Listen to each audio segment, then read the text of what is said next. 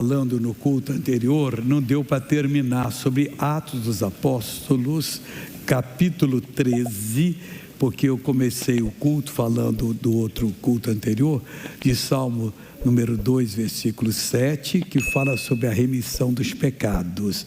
E quando chegou aqui no mesmo versículo, aí eu parei porque o tempo já não dava mais. Ele diz o seguinte, o versículo 39, e de tudo que pela lei de Moisés não pudesses ser justificados, pois por ele é justificado todo aquele que crê. O que é isso, missionário? Essa justificação, Paulo usou um termo jurídico que significa inocentação. Jesus foi à cruz, depois que ele morreu, desceu ao inferno, para poder vencer o diabo, não no vale tudo, mas puxar dele toda a autoridade que ele roubou de Adão, com a qual nos oprimia a humanidade, nos oprimia. E ele fez isso. 3 dias ali, o diabo segurou do jeito que pôde, não estava dormindo, não, ele estava trabalhando. E ele falou, meu pai trabalha até agora e eu também. Ele foi trabalhar lá, vencendo, foi sozinho, não tinha um anjo com ele. Quando ele despiu o diabo daquela autoridade, o Espírito Santo desceu lá no inferno e tocou em Jesus e vivificou Jesus, deu vida de novo, porque ele estava separado de Deus.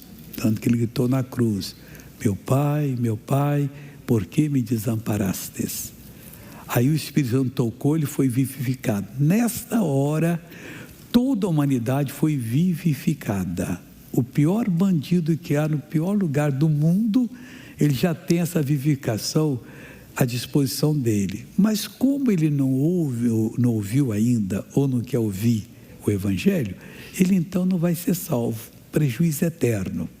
Porque ele não vai para o céu, ele vai para a condenação eterna, e daqui a trilhões de anos, vezes trilhões de anos, lá estará sofrendo. Que loucura!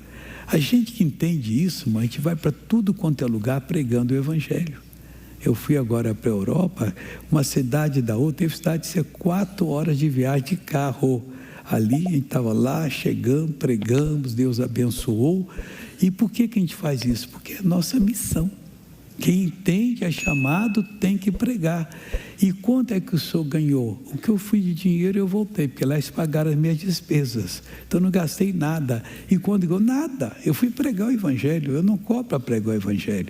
Deus me deu essa bênção até o dia de hoje. Mas prego com o mesmo amor que eu tivesse com meu pai e minha mãe ali, precisando ser curado. Eu ia tentar dar toda a revelação para ele, depois crer com ele para ser curado. Para mim, o ser humano, seja ele quem for, precisa ouvir o Evangelho. Então aqui diz que os judeus que tinham a lei de Moisés, eles não puderam ser justificados de jeito nenhum. E de tudo que pela lei de Moisés não pudesse ser justificado. Por ele é justificado todo aquele que crê. Tanto faz ser judeu, gentio, ser chinês, ser português, ser isso, ser aquilo outro, de qualquer lugar do mundo. Nós somos todos iguais, não tem diferença alguma. E se nós ouvimos o Evangelho e cremos, o que alguém recebeu, nós recebemos. O versículo anterior fala assim, olha, seja-vos, pois, notório, varões e irmãos, que por esse vos anuncia a remissão dos pecados. Quando a pessoa perde o pecado, ela é liberta, ela é remida, é comprada de volta do pecado, e Jesus nos comprou, ela aceita, ela recebe uma paz, uma tranquilidade que ela nunca desfrutou antes. Ela passa a ser uma pessoa importante diante de Deus, a ponto do próprio Espírito de Deus falar com ela pela palavra, e ela então toma posse da bênção. Continuando aqui, vede, pois, versículo 40 agora, que não venha sobre vós o que está dito nos profetas. O que os profetas falaram? Os profetas só falaram coisa certa, coisa santa. E por que só falaram isso? Porque eles foram usados por Deus para dar revelação. Mesmo que estivesse anunciando algum castigo de Deus, aquilo ali era para o bem do povo.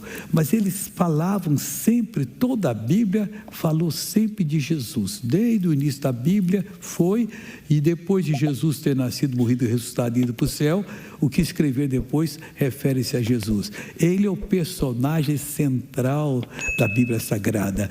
Ele é a pessoa de Deus que criou todas as coisas, que pagou o preço da salvação para o homem. É Ele que virá buscar a sua igreja uma hora dessa. Nós vamos subir com Ele, e o pessoal que ficar aqui vai ter problemas, porque não terá mais a pregação do Evangelho. Aí diz aqui o seguinte: vede, ó desprezadores. Quem despreza está no grupo dos desprezadores. E espantai-vos e desaparecei. Vocês vão sofrer muito que negam hoje o Evangelho. Eu, particularmente, eu não entendo, porque eu tinha 6 anos quando eu vi o Evangelho e aceitei, primeiro na minha casa, e que fiquei firme. E menininho ali eu estava orando, dizia: Jesus, salva papai, salva mamãe, citava o nome de 4 irmãos que eu tenho, para que eles fossem salvos, e graças a Deus que Jesus salvou, todos eles. Vede, ó desprezadores, espantai-vos e desaparecei. Por quê? Porque opera uma obra em vossos dias, obra tal que não crereis se alguém vou-la contar. É o Evangelho. A pessoa que despreza o convite de Deus, quando o pastor pregava, ele falava: se você não aceitar Jesus, você vai para o inferno. Eu chorava e dizia assim: Jesus, eu não quero ir para o inferno não, eu te aceito agora, salva, perdoa os meus pecados. Mas o desprezador não vai entender isso. Ele já ofendeu o Espírito de Deus. Deus veio e falou com ele. Ninguém vai ter desculpa. Até no hino, que uma pessoa chega no meio da praça e resolve cantar. Aí passa assim: isso é um crente fanático. Mas se ele está cantando lá uma música de carnaval, isso é um artista do povo. São os desprezadores que desprezam. Chega no metrô, pega um violão e canta o Evangelho, vem até o guarda mandando você sair de lá. Mas alguém senta lá e canta uma música chula, aí todo mundo bate palma. Continuando aqui: vede, ó desprezadores, espantai-vos e desaparecei, porque opero uma obra em vossos dias. Está operando hoje, pessoal. Você imagine quantas igrejas no mundo nesse momento estão pregando o Evangelho. Não é somente nós aqui. E Deus está operando uma obra. O nosso programa está sendo traduzido hoje exatamente para 15 nações das maiores línguas do mundo. E as pessoas estão ouvindo e são abençoadas. Milhões de pessoas recebendo esse trabalho que Deus nos permitiu fazer. A gente traduz o programa agora ao vivo, que eu estou falando aqui, está sendo traduzido ao vivo para o inglês, para o francês e para a posição de língua. E tem umas que as pessoas não entendem português, então eles pegam no inglês. Para o árabe, para o romeno, para o urdu do Paquistão, indonésio, japonês, italiano, língua do Camboja, alemão, húngaro, russo, norueguês e o hindi da Índia. Temos praticamente a metade da população do mundo participando conosco desse trabalho. E graças a Deus por isso. A Índia tem 1,5 bilhão de pessoas, e juntando todo mundo que fala inglês são 800 milhões, já 2.300. Passa da metade do mundo que está podendo assistir. Nem todo mundo está assistindo, mas pode assistir, muitos estão assistindo e são abençoados. Então, uma obra tal em vossos dias, opera uma obra em vossos dias, obra tal que não crereis se alguém vou-la contar. Mas por que não vão crer? Porque desprezaram. Nunca despreze o que Deus dá para você. Aí diz assim: e saídos os judeus da sinagoga, terminou ali, os judeus foram embora. Os gentios, aqueles que não eram judeus, rogaram que no sábado seguinte lhes fossem ditas as mesmas coisas. Por favor, sabe que vem, volta aqui e conta mais um pouquinho dessa coisa que você falou hoje, porque se interessa. Você aceitando Jesus na sua vida, que é o que todo mundo deve fazer, você não vai ter mais problema com o diabo. Está escrito na Bíblia, 1 João 5,18, aquele que é nascido de Deus, o maligno não lhe toca. Irmão, é só você confiar. Pode vir o maior sintoma, você não vai tocar, porque eu sou nascido de Deus, estou em aliança com o Pai e acabou. E não pode tocar em você, e Deus então o abençoa. Amém? Há muito tempo, como aqui, e lugares onde está se falando do Evangelho pela primeira vez. As religiões, todas elas, fazem as pessoas serem negativas. É sempre: eu não posso, eu não mereço, eu não sei por que Deus não me cura. E a pessoa já está às vezes curada. Olha o que disse o apóstolo Paulo em Romanos capítulo 8, versículo 32. Aquele que nem mesmo a seu próprio filho poupou, está falando o Pai com Jesus, antes o entregou por todos nós, como nos não dará também com ele todas as coisas? A gente tem que pôr isso no coração e começar a confessar: se ele não poupou o seu próprio filho para morrer em nosso lugar, a obra era muito grande, pessoal.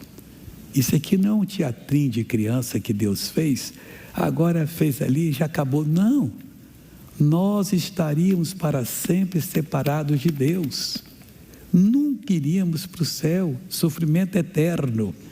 Aí a escolha caiu sobre o filho, porque não havia um justo nenhum sequer que pudesse morrer em nosso lugar. O próprio filho, que é Deus, que é a pessoa de Deus, que criou todas as coisas, o pai dizia: haja luz, ele fazia a luz vir. Apareça a porção seca dentro das águas, ele fez a porção seca aparecer. E ele então foi criando, participou da criação do homem, e ele veio fazer o quê? Sofrer. Para quê? Para nos livrar. Agora, se ele fez isso, o Senhor Deus pagou um preço tão grande, como não vai nos dar com Jesus todas as coisas? Temos que aprender a chegar diante de Deus. Tem pessoa que não quer saber: vou orar, Deus abençoa meu primo, abençoa minha tia, abençoa. Não é desse jeito. Você tem que primeiro ver a pessoa, conversar com ela, falar de Jesus, plantar a boa semente. Aí ela está num ponto que crê, é só você falar: Deus, como Elias fez lá no desafio no Monte Carmelo. Na hora que os profetas passaram horas invocando Baal para que descesse fogo e queimasse o holocausto que eles fizeram para ele, e Baal não fez isso, que Baal não é Deus. Baal era uma mentira do diabo. Na hora que Elias terminou, ele preparou o altar do Senhor, colocou a lenha, pediu que trouxesse água, trouxeram água, jogaram bastante até encharcar toda a lenha, correr pelo o rego que ele fez ao lado do altar, encheu de água. Ele só fez uma oração: Deus, prova que o Senhor é Deus, desça fogo. Passou o fogo, queimou tudo. E o povo só gritava: só o Senhor é Deus, só o Senhor é Deus. Agora, se ele pagou esse preço por você e por mim, como eu, como você, não vamos crer agora que com Jesus ele vai nos dar todas as coisas que diz respeito à vida e à piedade?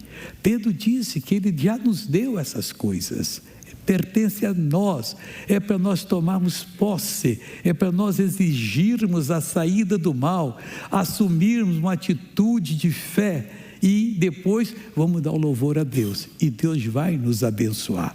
Ainda tem mais uma passagem que eu quero dar para você, que é Mateus 7,11. O que Jesus fala em Mateus 7,11? Às vezes a pessoa está numa pindaíba que faz gosto, pessoal, não tem nada em casa, está endividado, é de Deus, mas não aprendeu ainda o que Jesus disse aqui.